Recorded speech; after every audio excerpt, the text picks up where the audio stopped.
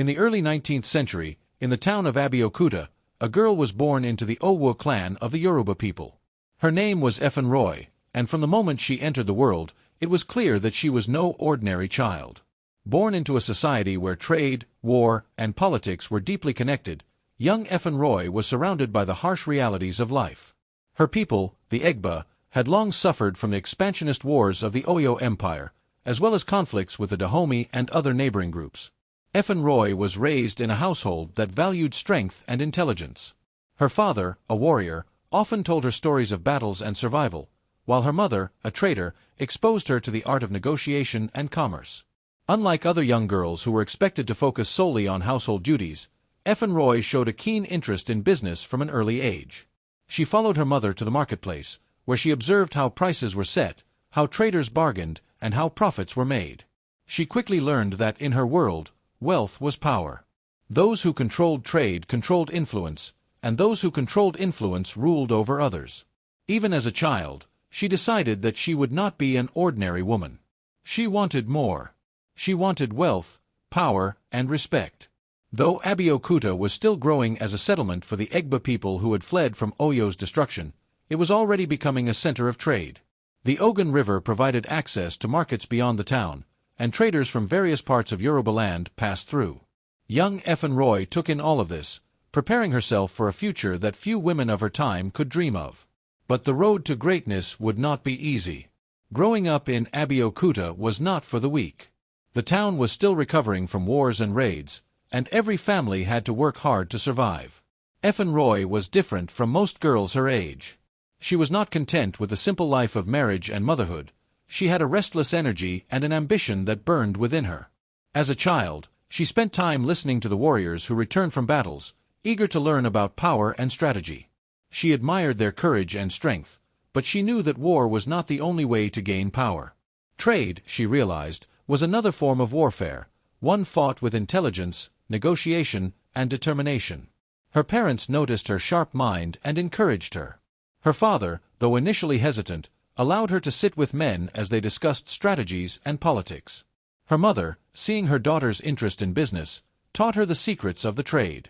By the time Efunroye was a teenager, she was already helping her mother manage their small trading business, selling foodstuffs, textiles, and other goods. But Efunroye wanted more. She knew that true wealth came from controlling entire trade routes, not just selling goods in the market. She began to observe the bigger traders, studying how they made deals and expanded their influence. She dreamed of one day owning not just a stall, but an empire of trade. Her ambition set her apart. While other young girls focused on finding a husband, she focused on finding opportunities. She was fearless, determined, and willing to take risks. It was this warrior spirit that would define her journey to greatness. In her late teens, Efunroye was married off, as was customary in Yoruba society. Her husband, a wealthy man from Abeokuta, was involved in trade. Though marriage was expected to mark the beginning of a woman's life as a caretaker, Efunroye saw it as an opportunity. Unlike many women of her time, she was not content with simply being a wife. She took an active role in her husband's business, managing accounts, negotiating deals, and handling difficult customers. Her husband, impressed by her intelligence, allowed her more freedom in trade matters. It was during this period that Efunroye learned the finer details of long-distance trade. She expanded her knowledge of products, including kola nuts, tobacco, salt, and firearms, items that were in high demand across West Africa. She also learned about the importance of maintaining strong relationships with key trade partners. Her marriage was not one of love but of convenience. Though her husband was supportive of her ambitions, she knew she could achieve more on her own. Her husband's sudden death, though tragic, left her in control of the business. Instead of mourning and fading into obscurity as a widow, Efunroye took charge of everything. This was the turning point. No longer just a trader's wife, she was now a trader in her own right. And she was just getting started. With her husband's passing, Efunroye found herself in an unusual position for a woman of her time. She was now the sole owner of a thriving business. Many expected her to fail. After all, in a male-dominated society, women were rarely seen as serious business players. But Efunroye was not an ordinary woman. Instead of selling off her late husband's assets and retiring into the background, she expanded the business. She increased her trading network, establishing new connections in Lagos, Bedtime, and beyond. She diversified her goods, moving into the lucrative slave trade, which was still thriving at the time. Her fearless approach to business set her apart. She was known for her sharp mind, quick decision-making, and ability to outnegotiate even the most experienced traders. Efunroye did not just sell goods, she controlled the supply chain. She ensured that her traders had the best protection, and she formed strategic alliances that secured her dominance. Her rise was swift, and soon, she was one of the most powerful traders in Abeokuta. But she was not satisfied. She had her eyes on something bigger: Lagos. At a time when the transatlantic slave trade was beginning to decline, the internal African slave trade was still strong. Efunroye saw this as an opportunity. She became one of the key players in the trade, supplying slaves to European merchants on the coast. She used her wealth to build an army of loyal men who ensured that her operations ran smoothly. But she was not reckless. She knew the business had risks, and she carefully managed her alliances with both African rulers and European traders. Her influence grew, and soon, she was no longer just a trader, she was a power broker. Efunroye's wealth brought her power, and with power came influence. She was no longer just a trader, she was a force to be reckoned with in Yoruba politics. She used her resources to support warriors and leaders who aligned with her interests. She also became a respected figure among the Egba people, earning their trust and admiration. By the time she set her sights on Lagos, she was already one of the wealthiest and most powerful women in Yorubaland. Efunroye Tinyabu had conquered Abeokuta's trading scene, but she knew that true power lay in the coastal city of Lagos. Positioned as a key trade hub with European merchants constantly arriving by sea, Lagos was the gateway to wealth beyond imagination. Her decision to move was not without resistance. Some in Abeokuta saw her as too ambitious, a woman who wanted to operate in a man's world. But Tinyabu was not concerned with opinions. She had her eyes set on bigger opportunities. Arriving in Lagos, she quickly established herself among the trading elite. She secured strong connections with Portuguese, Brazilian, and British merchants who controlled commerce in the region. Unlike other traders, who were at the mercy of European buyers, Tinyabu negotiated from a position of strength. She understood demand and supply, and she ensured that she always had the goods that fetched the highest prices, whether it was slaves, tobacco, salt, or firearms. Her business empire grew rapidly, and so did her influence in the Lagos political scene. She was no longer just a wealthy merchant, she was becoming a power player in the affairs of the city. And then, an opportunity presented itself that would change her life forever. Lagos was not just a city of trade, it was also a city of politics, ruled by an Oba, king, who held significant influence. At the time of Tinyabu's arrival, Oba Adel Ajosin was on the throne. It didn't take long for the king to take notice of the powerful and intelligent businesswoman. Seeing her potential as a strong ally, he took Tinyabu as one of his wives. This marriage solidified her status, not just as a rich woman, but as a royal figure. Tinyabu was no ordinary queen. While other wives of the Oba focused on palace affairs, she used her position to gain more power. She secured exclusive trade rights, ensuring that only merchants loyal to her could sell certain goods in Lagos. She also advised the Oba on matters of governance, making her one of the most politically influential women in the kingdom. Her enemies grew, but so did her power. No one could challenge her without facing severe consequences. But power always comes with a price. Tinyabu's growing influence in Lagos politics made her both respected and feared. She was no longer just a queen, she was a kingmaker. She had the ability to determine who stayed in power and who lost it. When Oba Adel was eventually dethroned due to political conflicts, Tinyabu found herself facing her first major setback in Lagos. Without the Oba's protection, she became vulnerable to attacks from rival traders and political enemies. But she did not back down. Instead, she regrouped, using her vast wealth to fund warriors and politicians who were loyal to her. She understood that power was not given, it was taken. Her ability to navigate the dangerous world of Lagos politics kept her at the top. Even though she no longer had the Oba's direct support, she remained one of the most powerful figures in the city. She had built an empire, and she would do whatever it took to keep it. Despite political challenges, Tinyabu's business empire continued to grow.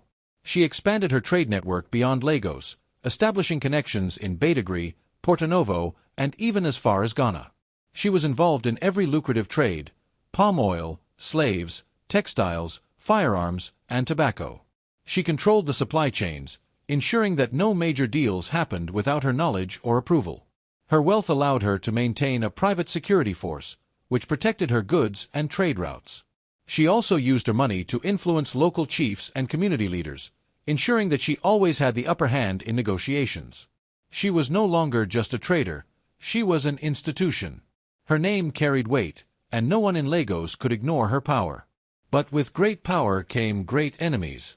Tinyabu had built her empire on fearless ambition, but forces were beginning to conspire against her. And soon, she would face her greatest challenge yet. Tinyabu's grip on Lagos was firm, but politics was unpredictable. Oba Adel, her husband and strongest ally, faced opposition from powerful factions in Lagos. Rivals accused him of favoring foreign interests, and tensions escalated. When Adel was dethroned, Tinyabu knew that her enemies would come after her next. Without the protection of the Oba, she became vulnerable to attacks from rival merchants and political figures who had long envied her power. Some called for her exile, while others sought to seize her businesses. But Tinyabu was not one to beg for mercy. Before her enemies could strike, she made a bold move. She liquidated some of her assets, secured her remaining wealth, and prepared to leave Lagos on her own terms. Her enemies believed they had defeated her. But Tinyabu had something they didn't: an unbreakable will. She was not running away. She was planning a comeback. And so, with her loyal followers, she left Lagos for Abeokuta, the land of her birth. But Lagos had not seen the last of her. Returning to Abeokuta, Tinyabu found herself in a different world. Unlike Lagos, where she had carved her way to power, Abeokuta was a town still finding its footing. The Egba people, newly settled, were focused on defending themselves against external threats like the Dahomey warriors. Some in Abeokuta welcomed her return, while others were suspicious of her Lagos influence. She had left as a simple trader's wife and returned as a wealthy, powerful woman. Many feared that she would try to dominate them.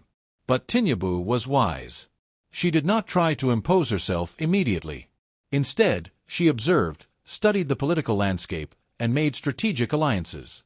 She offered financial support to the town's warriors and leaders, earning their trust.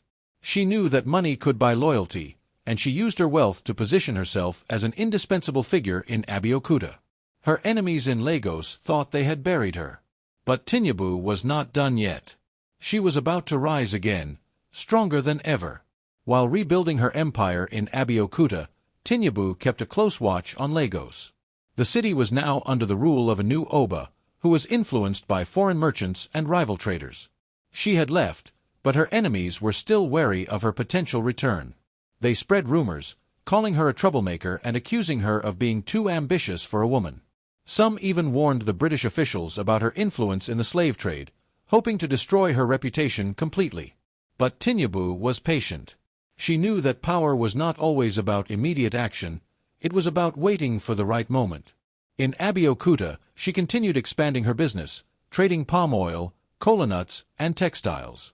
She trained young women in the art of business, ensuring that her influence would last beyond her lifetime. The people of Lagos may have exiled her, but they had not erased her. She was still a force to be reckoned with, and soon they would see why. Abeokuta had changed since Tinyabu's childhood. It was no longer just a refuge for the Egba, it was growing into a major power center in Yorubaland. Tinyabu wasted no time in making herself useful. She aligned herself with the traditional rulers and warriors, offering them financial support and strategic advice. She knew that economic power and political power were deeply connected. She also expanded her trade networks, ensuring that Abeokuta became an essential supplier of palm oil, a product in high demand by the Europeans. By controlling a large portion of the trade, she secured her influence over the town's economy. Despite her wealth, she did not separate herself from the common people. She supported local farmers, encouraged young traders, and helped in community development. Her return to Abeokuta was not just about rebuilding her wealth, it was about cementing her legacy. But her influence was about to face its greatest test yet. As Tinyabu's business empire flourished, her political influence grew stronger. She was no longer just a merchant, she was a power broker. She advised the rulers of Abeokuta on foreign trade policies, helping them negotiate better deals with European merchants. She also played a key role in organizing the town's defense against external threats. Her enemies tried to undermine her influence, but Tinyabu was always one step ahead. She understood people. She knew how to read their ambitions, fears, and weaknesses. She used this knowledge to form alliances and eliminate threats before they could challenge her. By the time she was fully established in Abeokuta, she was not just a wealthy woman. She was a ruler in her own right. But Tinyabu was never satisfied with just maintaining power. She wanted more. And she would stop at nothing to get it. Palm oil was fast replacing the slave trade as the most profitable business in West Africa. European industries needed palm oil for soap and machinery, and demand was skyrocketing.